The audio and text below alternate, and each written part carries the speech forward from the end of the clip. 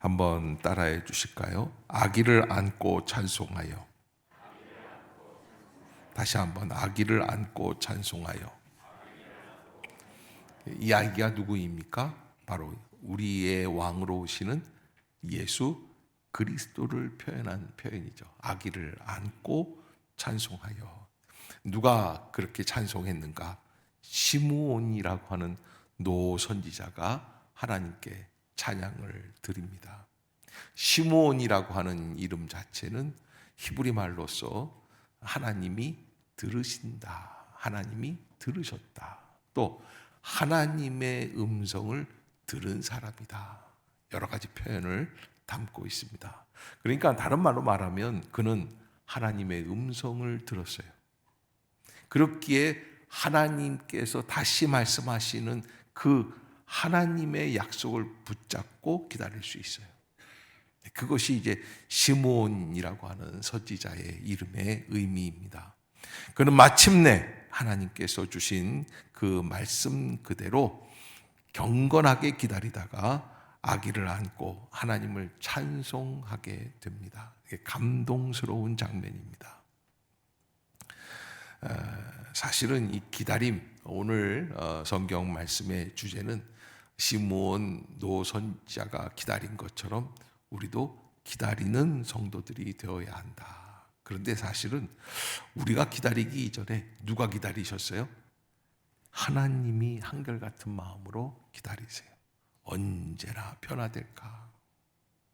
여러분, 자식을 키워보면 기다림의 의미가 무엇인지를 알 거예요. 엄마는, 아빠는 아이를 어떻게 합니까? 기다려줘야만 합니다. 그냥 아무 순간에나 아무렇게나 바뀌는 게 아닙니다. 내가 말했다고 바뀌지가 않아요. 그래서 부모에게 있어서의 필수적인 요건이 있습니다. 그게 뭡니까? 기다리면 돌아온다는 법칙이에요. 그것을 기다림이라고 그래요. 오늘 본문 그 앞절에 보면은 25절에 시므온이라는 사람이 있으니, 시므온이라는 사람이 있으니, 이 사람만 그런 게 아니죠. 많은, 수없이 많은 이스라엘 백성들이 하나님의 때를 기다리고 하나님의 사람을 기다리고 있는 그 시기. 왜? 예수 그리스도께서 오시기 약 400년 전 동안 한 번도 하나님의 음성을 들은 사람이나 하나님의 이적이 나타나지 않는 가운데 있었으니까 시므온이라는 사람들이 여러 사람이 있었습니다. 하나님의 음성을 기다리는 사람들입니다. 이 사람은 의롭고 경건하였다, 그렇게 기록이 되어 있어요. 의롭고 경건하였다. 의롭다라는 것은 하나님의 뜻을 알기에 하나님과 올바른 관계를 맺어간다. 이 경건이라는 것은 다른 말로 말하면 영성과 같은 의미로서 하나님과 나 사이에 온전한 관계를 맺어가는 거예요.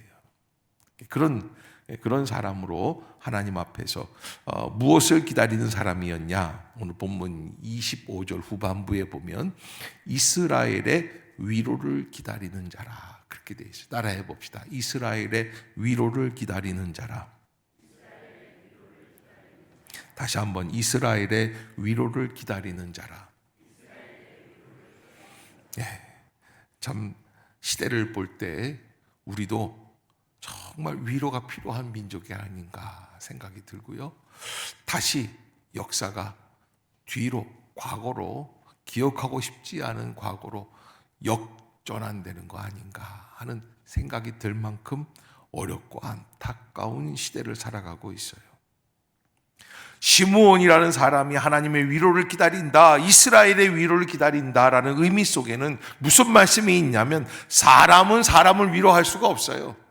사람이 세운 왕이 그 시대를 위로할 수가 없습니다. 헤롯이라고 하는 왕이 있었습니다. 그는 위대한 왕입니다. 많은 것들을 건축하고 세웠습니다. 그러나 그에 못지않게 잔인하기 이를 데가 없어요. 자기가 죽기 약 한 달 전부터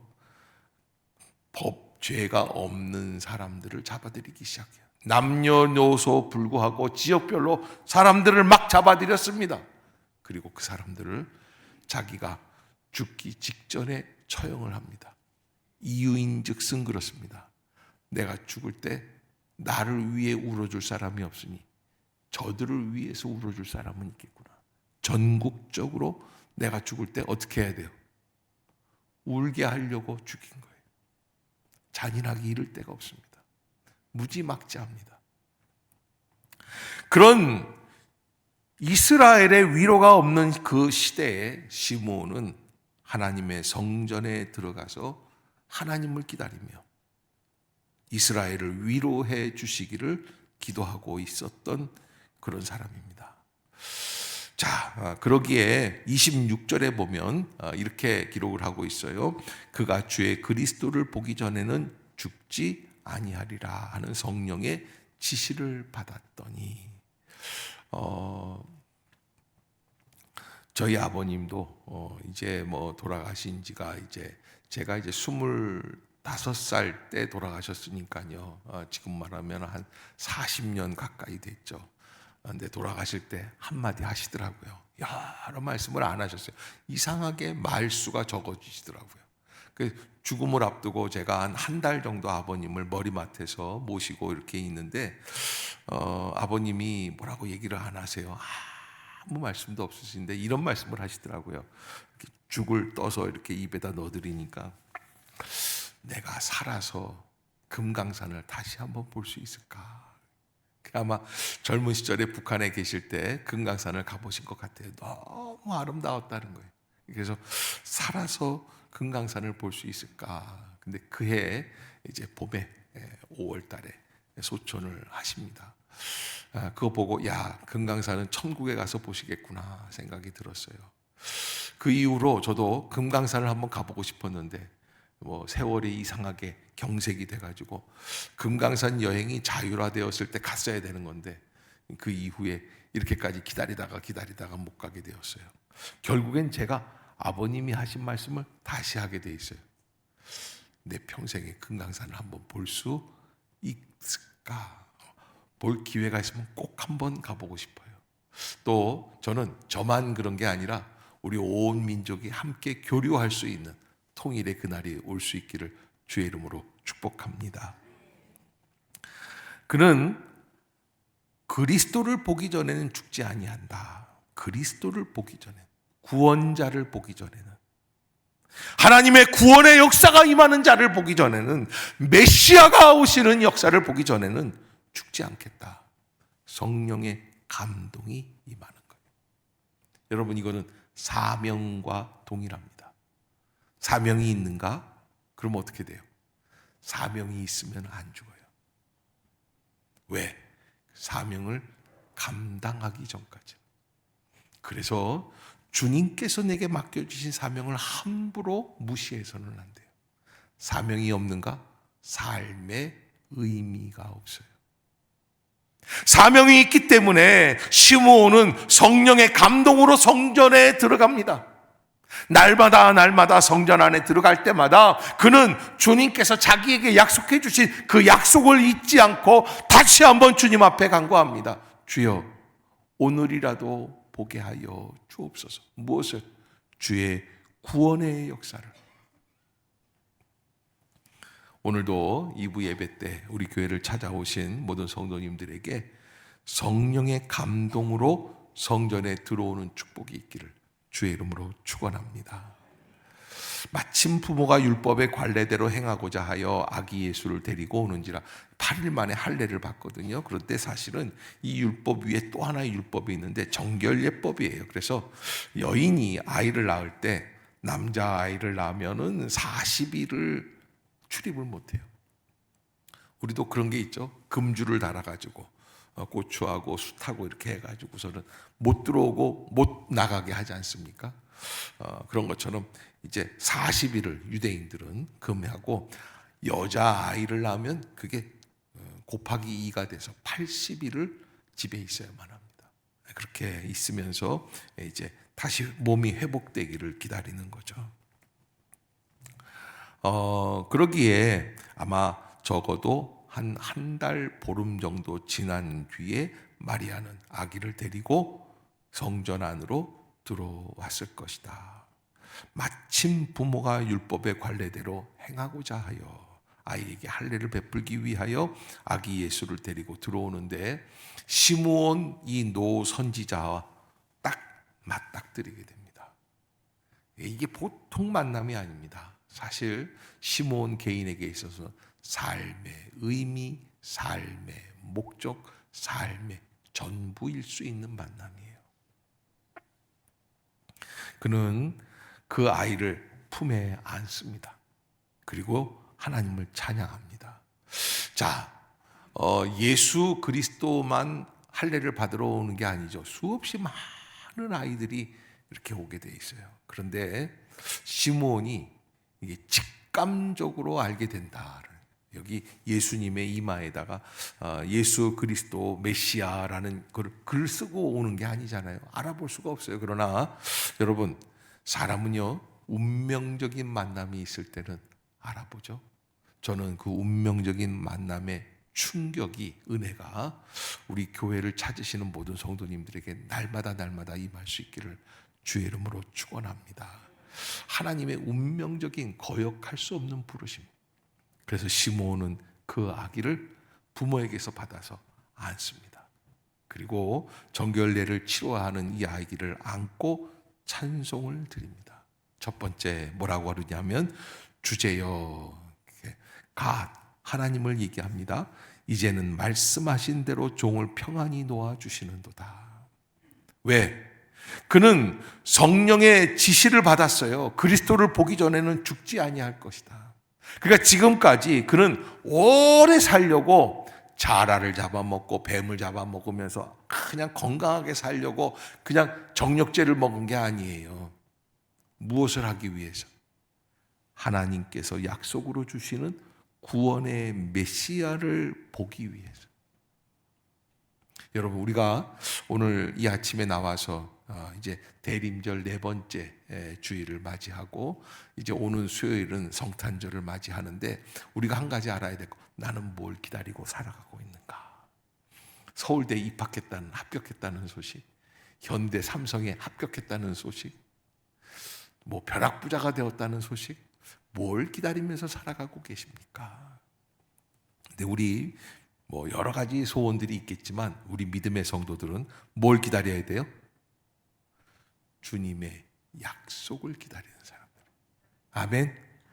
주님이 말씀하신 대로, 주님께서 내게 말씀해 주신 약속이 있는 사람이 되어야 돼요. 내가 붙잡고 있는 말씀이 있어야 돼. 두려워 말라, 내가 너와 함께함이니라. 놀라지 말라, 나는 내 하나님이 됨이니라. 내가 너를 굳세게 하리라. 참으로 너를 도와주리라. 참으로 나의 의로운 오른손으로 너를 붙들리라 말씀해 주시는 하나님의 약속을 붙잡고 나아가야지 돼요. 그 약속이 있는가? 그것을 기다리고 있는가? 이를 행하는 여호와, 그것을 지어 성취하는 나 여호와가 너희에게 말하노라. 말씀해 주시는 게 있지 않습니까? 그 약속을 붙잡아야지 돼요. 그래서 주제여 이제는 말씀하신 대로 종을 평안히 놓아주시는도다. 직감적으로 알게 되어 이분이 바로 오실 메시아이구나. 그 아기를 붙잡고 기뻐하며 하나님께 영광을 돌립니다. 사실 이 기다림이라는 주제를 가지고 말씀을 증거할 때 제일 한국 사람들이 힘들어하는 게 한 가지가 있다면 뭘까요? 우리 한국 사람들 기다리지 못합니다. 그래서 얼마나 기다리지 못하느냐? 여러분, 술을 마실 때도 그냥 한 잔만 마셔도 뻗을 수 있는 뭘 마셔요? 폭탄주라는 것을 마십니다. 사실은 인생을 살아갈 때 기다려야 대가가 나오고 작품이 나오고 성공의 성취의 역사가 이룰 수 있습니다. 그런데 기다리지 못하기 때문에, 그래서 스피드 있게 엘빈 토플러라는 사람은 이런 얘기를 했어요. 이제 지구촌은 강자와 약자라고 하는 개념 대신에 빠른 자와 느린 자로 구분될 것이다. 빠른 자는 승리하고 느린 자는 패배한다. 이게 속도전의 시대, 인터넷 정보를 어떻게 얻을 수 있느냐, 내일 증권이 올라갈 것인지 내려갈 것인지 누가 먼저 하느냐, 뭐 이런 얘기예요. 느림이라는 것은 경쟁력이 없다고 말합니다. 그러다 보니 기다림은 미덕에서 제외되는 시대가 되었습니다. 냉장고 광고를 어떻게 하는 줄 아세요? 급속 냉각. 좀 빨리 됩니다. 뭐 이렇게 되면 괜찮은데 그러지 않습니다. 급속 냉각 이래야 팔리는 거예요. 인스턴트 음식도 몇 분 안에, 뭐 2분인가 3분인가, 그것도 어려워서 기다리기가 어려워가지고서는 라면에다가 물 붓고서는 어떻게 해요? 그걸 뚜껑을 열었다가 덮었다. 선거를 해도 예전에는 며칠 지나야 할 수 있습니다. 그러나 요즘은 그렇지가 않습니다. 마감 시간과 동시에 발표되는 출구조사를 봐야 직성이 풀린다고 합니다.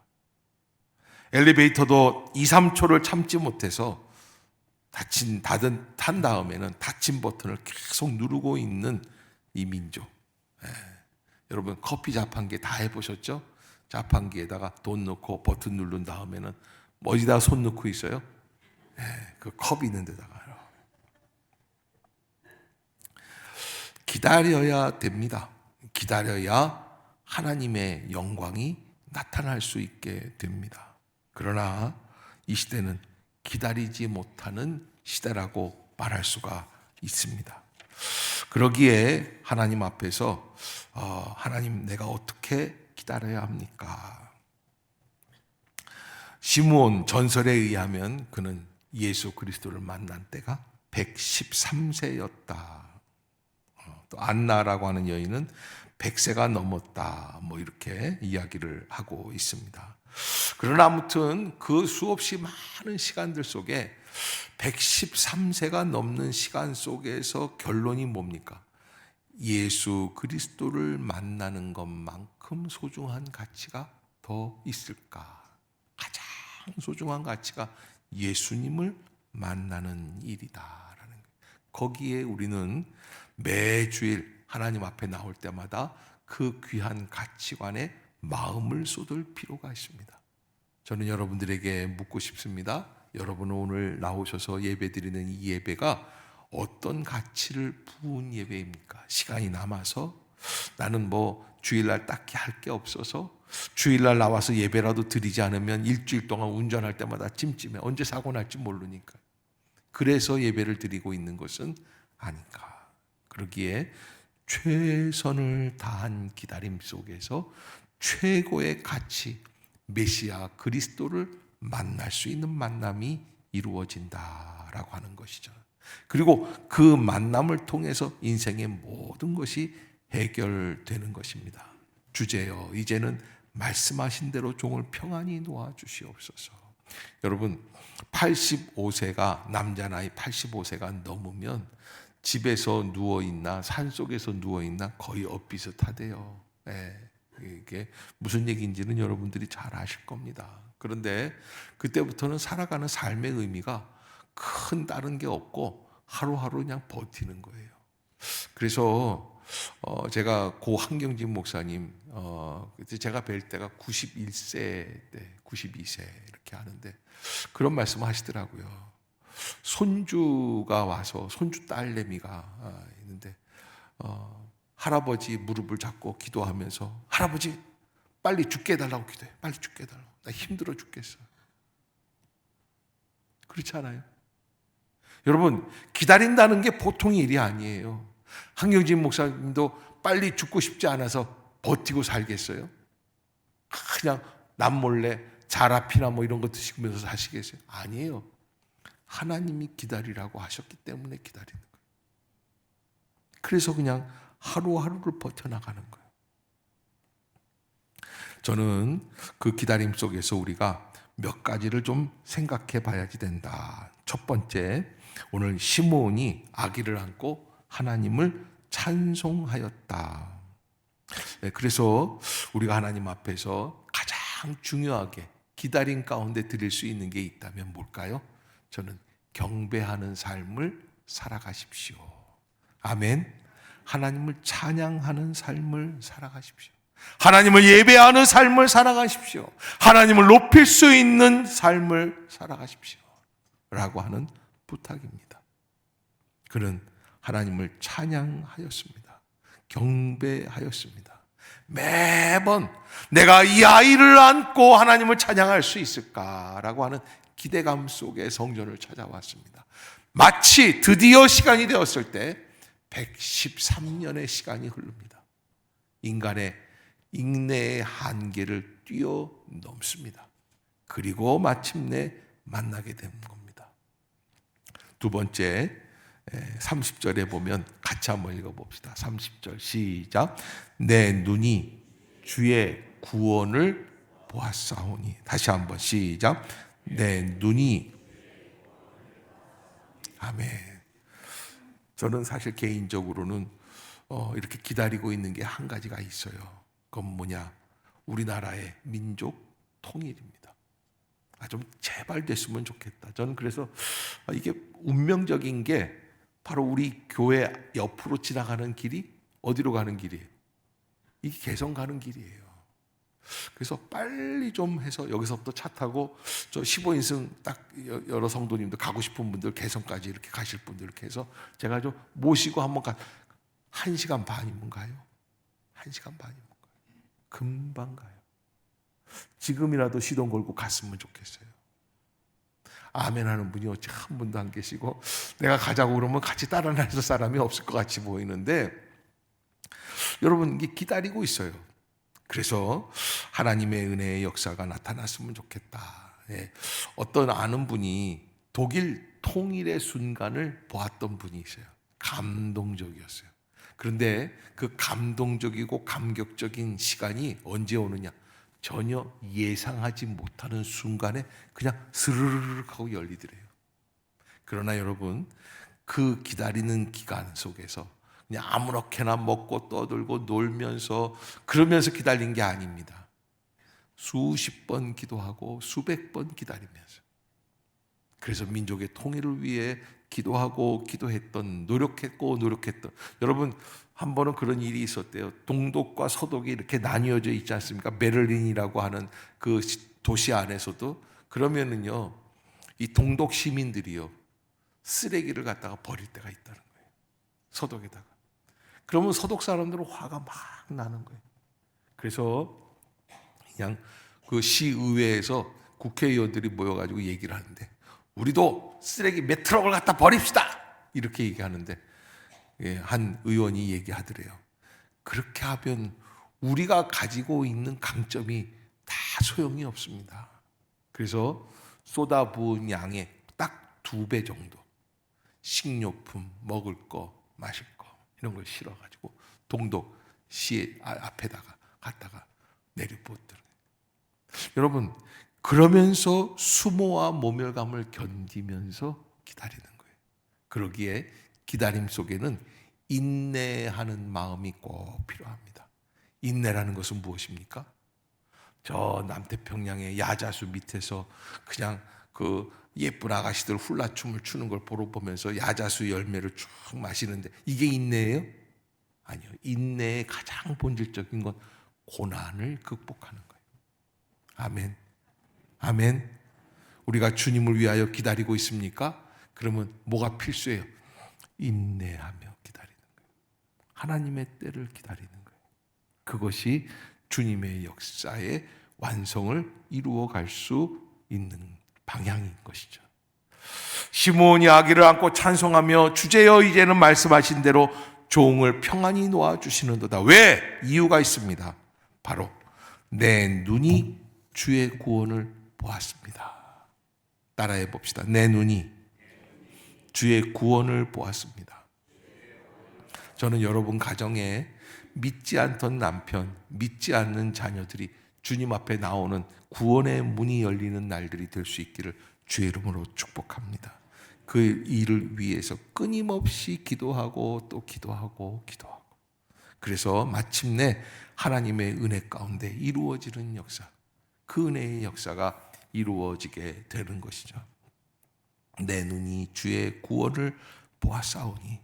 시므온이 예수로 말미암아 구현될 인간 구원의 역사를 예언하는 말씀의 의미입니다. 예수를 본다는 것은 예수님 안에서 이루어질 구원의 역사를 실체화, 구체화하는 것을 의미하고 있습니다. 예수 탄생 자체가 이미 인류 구원을 위한 위대한 사역의 첫걸음이나 마찬가지입니다. 시므온은 구약시대 동안 계속해서 예언되었지만 아무도 보지 못했던 메시아를 맞이하는 구약시대를 마감하면서 새로운 신약시대를 열어갈 수 있는 그런 선적인, 예언적인 인물이라 말할 수가 있는 것이죠. 아직 갓난아기의 모습이지만 예수를 보고서 그토록 즐겁고 평안한 심정으로 죽음을 맞이할 수 있는 그런 강력한 완성된 이 복음 시대. 여러분, 우리는 이 시므온에 비해서 얼마나 행복한 사람입니까? 구원의 역사가 그냥 가장 작은 아기로 태어나서 그 다음에 이제 십자가에서 죽음 이후에 120명의 성도들이 모여 있는 교회가 되어 있고, 이 교회가 말이죠, 정말 큰 파도 앞에 있는 작은 낙엽 같은 배인데, 이 교회가 온 인류 역사에 2000년 동안 점점 자라기 시작해서 오늘 우리가 드리는 이 예배까지 임하게 되는 것. 구원의 역사예요. 구원의 은혜, 구원의 역사는 항상 전진하고 있다라는 것을 잊지 말아야만 합니다. 세 번째는 뭐라고 말씀을 하냐면 31절에 이는 만민 앞에 예비하신 것이요. 만민 앞에, all nations. 그러니까 우리만 구원받는 게 아니에요. 이 당시에 이스라엘 사람들은 자기들만 구원받는다고 생각을 했었어요. 그러나 시므온은 뭐라고 그럽니까? 만민 앞에 예비하신, 모든 민족들 앞에 예비하신 것이다. 32절 한번 읽어봅시다. 시작. 이방을 비추는 빛이요 주의 백성 이스라엘의 영광이니이다 하니. 아멘. 이방을 비추는 빛이요 주의 백성 이스라엘의 영광이다. 유대인들의 갖고 있는 통념, 구원은 우리에게만 있다. 그것이 아니라 만민 앞에 예비하신 것, 이방을 비추는 빛, 이스라엘의 영광이다. 이방인들을 먼저 거론하고 그 다음 이스라엘을 거론하고, 이것은 비천한 모습으로 오시는 메시아를 이스라엘 사람들이 먼저 거절할 것을 아시고 그들은 실제로도 영접하지 않았지만, 그래서 구원의 축복이 누구에게로 넘어갔어요? 이방인에게로 넘어갑니다. 그리고 복음이 땅끝까지 전파될 선교가 이루어질 것을 찬양하게 되는 시므온의 깊은 은혜가 담겨있는 찬양의 내용입니다. 우리도 오늘 하나님의 은혜 가운데 우리 교회의 미래를 바라보면서 하나님께서 함께 해 주셔서, 우리가 이제 3부 예배 때에는 임직자들을 세워나가지 않습니까? 이제 처음으로 우리가 당회 추천으로만 7명의 권사님들을 세우고 3명의 명예 권사님들을 세우게 됩니다. 여러분들이 꼭 기억해 주시고 축복해 주시고, 하나님의 은혜 가운데 이분들이 믿음의 나무로 자라가서 교회의 부흥을 위해서 큰 영광을 돌릴 수 있는 믿음의 성도들이 될 수 있도록 여러분들이 함께 해 주시기를 부탁을 드리겠습니다. 세계적인 모든 명작은 기다림의 산물이다. 우리 가정의 축복도 무엇을 통해 이루어진다? 기다림을 통해서 이루어진다. 따라해 봅시다. 기다리고 또 기다리겠습니다. 어서 응답해 주시옵소서. 아멘. 베토벤 최소한 하나의 곡을 12번 이상 다시 썼고요. 하이드는 천지창조를 만들기 전에 800번이나 작품을 썼다고 합니다. 여러분, 레오나르도 다빈치가 최후의 만찬을 8년 동안 몇 번 스케치한 것 같아요? 2000번 이상 스케치를 했대요. 사람들이 즐겨 먹는 꿀 한 숟가락을 얻기 위해 꿀벌은 4200번이나 꽃을 왕복하며 얻은 것이라고 합니다. 우리가 하나님 앞에서 믿음으로 기다리면서 은혜로 감당하면서 주의 날을 바라볼 수 있는 구원의 역사, 그리고 더 나아가 온 민족이 선교되어지는 역사, 그 은혜가 이루어질 수 있기를 주의 이름으로 축복합니다. 기도하겠습니다.